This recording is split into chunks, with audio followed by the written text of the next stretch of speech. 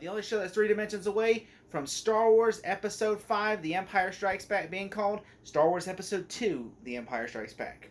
I'm your host, 3D Jake, and today we're looking at The Empire Strikes Back, released in 1980. The Empire Strikes Back was directed this time around by Ivan Kershner. George Lucas, who previously directed A New Hope, passed the duties on to this time around Irvin Kershner. And this time around, he did stay on a story credit and wrote it, but also helping him was Lawrence Kasdan and Lee Brackett. The movie once again stars Mark Hamill, Carrie Fisher, Harrison Ford, James Earl Jones, Billy D. Williams. He says, and of course Frank Oz. The movie is essentially a sequel to A New Hope. At the time, was the second installment of the Star Wars franchise, and so essentially this movie was the most hyped up movie in the 80s. I was not alive in the 80s, but this movie was so hyped up. Everybody was telling me, oh, it was so hyped up. Everybody was excited to see it because it was the continuation of a big popular movie known as Star Wars. And so this time around, the plot is about Luke Skywalker, after blowing up the Death Star, is hiding from the Empire, who, even though the Death Star is gone, they're still like a big predominant force, and they're looking everywhere for Skywalker and the Rebels and everything, and so they're searching every base, because now afterwards, Yavin 4 got abandoned, because they know now where they are, so now they're just hiding away from them, trying to find anywhere to hide from the Death Star, because they're closing in on them. And so Luke Skywalker this time around is trying to help the Resistance out and everything. And of course, whenever Darth Vader, discovers the Rebel base on Hoth, he escapes. And then, of course, a Force Ghost Obi-Wan tells him to go train. He needs more training, and so he has to go to Dagobah to train with old Jedi Master Yoda, portrayed by Frank Oz. And so Han Solo and Princess Leia, of course, and the rest of the Rebels are being pursued, of course, by the Empire and Darth Vader. And so lots of conflicts happen, love, betrayal, plot twist, all kind of great stuff happens in this movie. When I will say, this is my favorite Star Wars movie. This is my favorite Star Wars movie. I love this movie so much. It starts off with like a cold planet where Luke's attacked by, it looks almost like a polar bear, or like, in which it was like, almost looks like, not like a polar, I said a polar bear, didn't I? Yes, I said a polar bear. He literally is attacked, almost like a woolly mammoth, man. It reminds me almost like of that character from Monsters Inc. in the snow, like the abominable snowman in a way. It kind of reminds me of that. Like, he's attacked. I forget the animal creature's name in the show, but yeah, he gets attacked, and so basically, and it kills his Tartarn, and so basically, and he has to use the Force and everything, and that's when he discovers he has to go train with Obi-Wan. I like how Han Solo is trying to be like an asshole, but he's also trying to go and save him. So he gets on his Tauntaun and goes and saves Luke's life and everything. He finds Luke out in the cold, because after Luke killed the creature, he literally goes and he's like, Ben, and everything. And so it's like really great. And he's like, Luke, go to Dagobah, Luke. I'm like, it's so great. And on top of that, Vader, who's still alive, is looking for Luke, and he literally, the Empire, because they don't have the Force, so they're just like, that's probably like smugglers, and they're like, no, he's there, begin your operation. And then one guy doesn't believe it, so then Darth Vader just kills that dude over the camera. He's just like, and then of course he sends his entire fleet out there to obliterate them, and they still escape, which is so cool sequence with using the AT-ATs, and they're just using they look like giant robot camels, and they're just like shh. And they have to just loop them around and destroy them, and the Empire just keeps on giving them everything they got. It was so iconic, and then they get defeated, really get their ass handed to them by the Empire, and then of course the Empire storms the base. And I remember still to this day getting so hyped up, because literally they're seconds away from Darth Vader walking through that door, and I'm just like, oh, I'm just seriously, it's like the most insane thing ever, because Darth Vader is literally walking through that door, as the Millennium Falcon's taking off, and I'm like, oh, he's literally just walking through there. I think that's so cool, and everything, and how they're just being pursued, and so Vader can't find them, so he just hires bounty hunters, which is something he should have, yes, as a plot error. Why did he do that in the first place? Because, literally they're searching everywhere, and I'm like, they literally just escaped from you. I'm sure you can catch them again. That's a big issue I had with, you were hiring a bounty hunter because they escaped from you 5 seconds ago. Why wouldn't you just do that in the first place? Why wouldn't it say in the opening crawl, Vader hired bounty hunters to look for them because they couldn't find them? That would make more sense. Then it'll say, hey, Boba Fett says, hey, I found them. They're on this planet Hoth.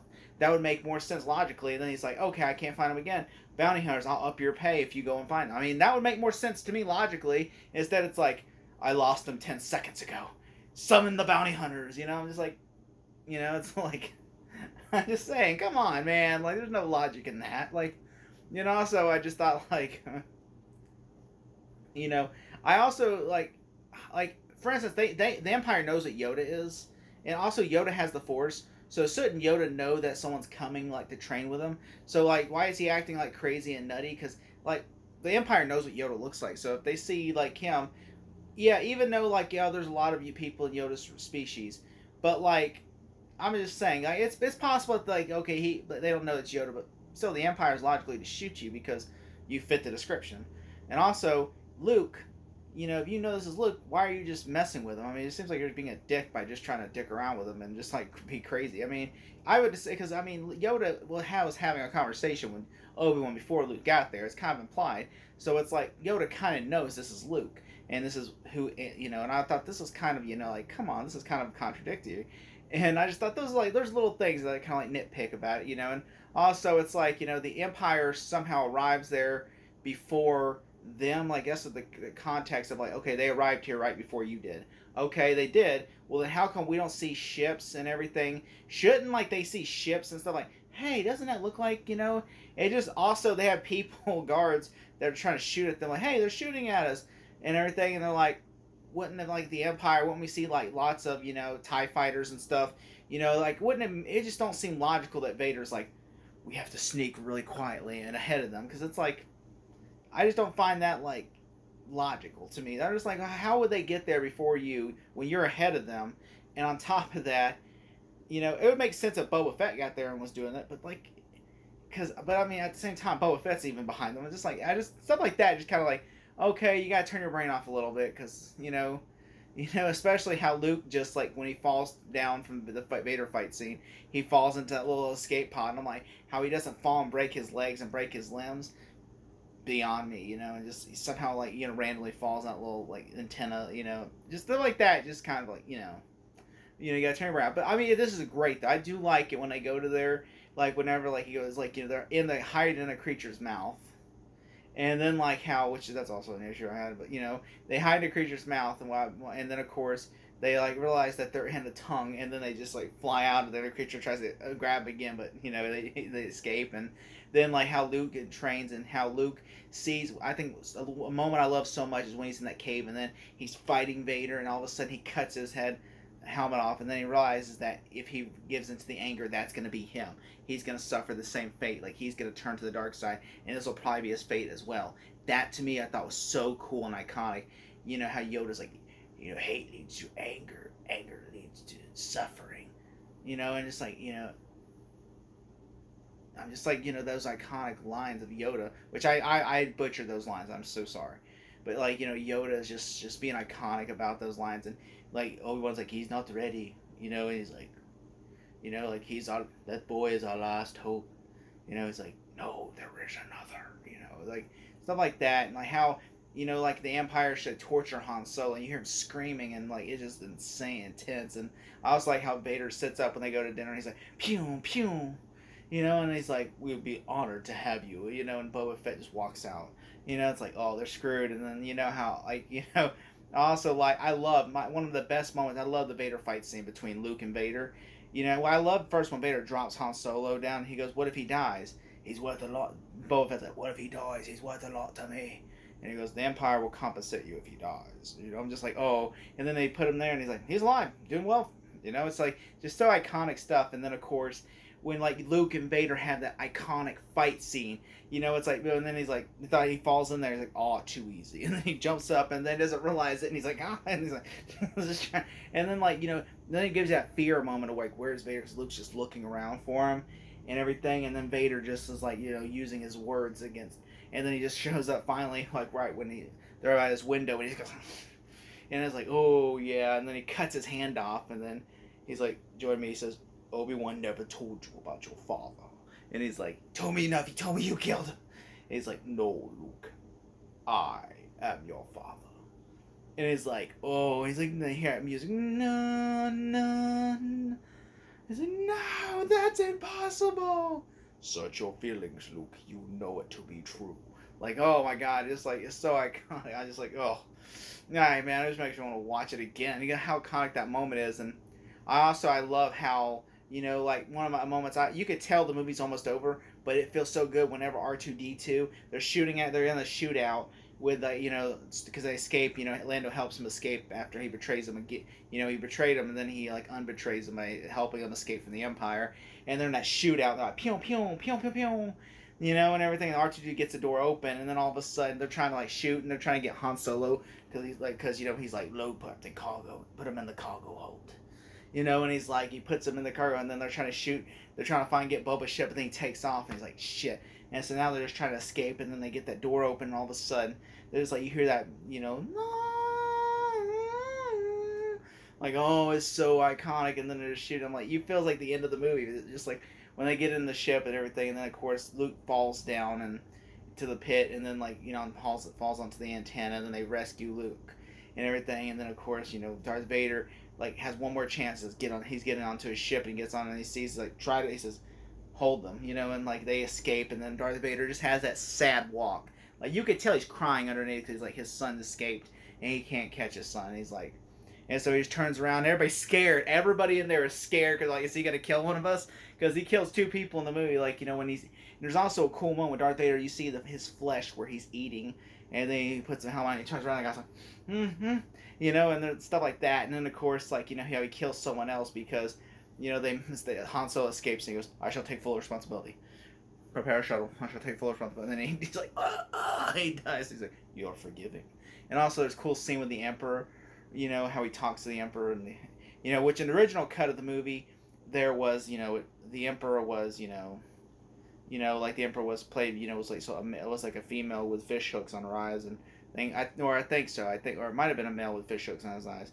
But then, of course, Ian McDiarmid played him in the next movie, and then, of course, George Lucas redid it and used it on Revenge of the Sith and made it Ian McDiarmid.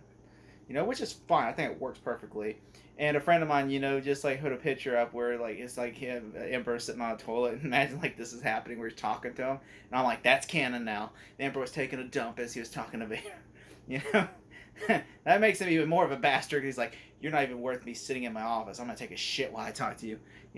Just like stuff like that. And also, I found out in behind the scenes because there was a lot of snowstorms. Like Mark Hamill got into a car accident before this movie, like was shooting, and he almost died. And that's why he has like the face bandages that in the original cut of the movie. Now it's like George Lucas fixed it, but he had a bunch of bandages over his face and that's why he has the scars and throughout the whole movies because he actually got into a car accident and he almost died. And they said, George Lucas said, what would you have done if I would have died? And he goes, I would have wrote you out of the movie and created a new character, and then you would have been just a legend.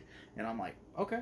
And also, George Lucas self-financed this movie because Star Wars was such a huge success and he got money from the merchandising rights that he funded the whole movie himself. And even though Fox said, we'll fund the movie, but he didn't want to share box office gross with Fox. So the only thing is he did become like, they kind of went over budget. So then Fox, he said he agreed to do a deal with Fox saying, well, you can distribute the movie if you give us the money, but that's it, distribute it only.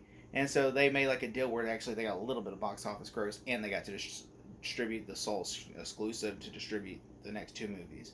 And so that's how kind of they gave him the funds for it. And so, which he got the fun, and it worked well because they even shot in the snowstorm, and it was just so like the snowstorm low, so and then they had to go out and like take pictures and and everything and try to like shoot like by the hotel because that's the only way they could shoot, because it's like, hey, that's the only way we could shoot. And Kirshner was trying to add stuff and make things creative, and also like he told Mark Hamill, he says there's only a couple people that know about I am your father, because the original script was, no, Luke, he says, I killed your father, whatever. And so then Mark Hamill thought that was the line, but then on the day, like, no, it's I am your father. And he's like, okay. And he says the line, and everybody in the theater was like, oh no, even though I never seen everybody's reaction. I remember showing my nephew that, and he was like, oh no. I was like, no. And I'm like, it's like, it's so great, and this is a fantastic movie. It's my favorite Star Wars movie. I love this movie. It is such it's great battles, and everyone always references this movie as the best Star Wars movie. It is, because it leaves you on a cliffhanger ending, and has a great opening action, great music throughout. This is the first time we hear the Imperial March, because that was not in the original movie. This was introduced in this movie by John Williams. And so this is a great film. I love this film. If I had to give this movie a grade, it is getting an A+. Yes, I did. In the Star Wars saga, The Empire Strikes Back.